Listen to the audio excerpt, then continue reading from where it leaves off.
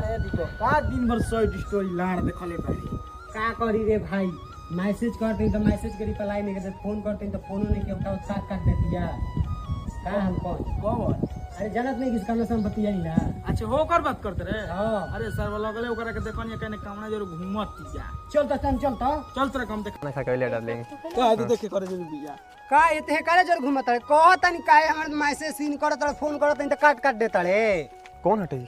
हम नहीं की जानत पागल हो गल का हो पागल हो भर बजे हमारे साथ घूमे लगा आज कहत हम चिंते नहीं की हम नहीं की जानत कि दोनों हम नहीं की अरे जानत बहन छिनारा तोने क्या कहिए अरे बस अरे पहले गाड़ी का लाड़ देता रे पूछ कर मोबाइल में नंबर बकना है कर मोबाइल में कर नंबर बकना अरे तंदे हो दोनों बतियावत ऐसे मत नहीं के कोनो दोनों प्यार ये कर एकरा सामने तोरा मत ना सामने बोली ही झूठ बोलतिया ये हमर भाई की तोरा दोस्त सामने है झूठ बोलती है तेरा नंबर है तो देख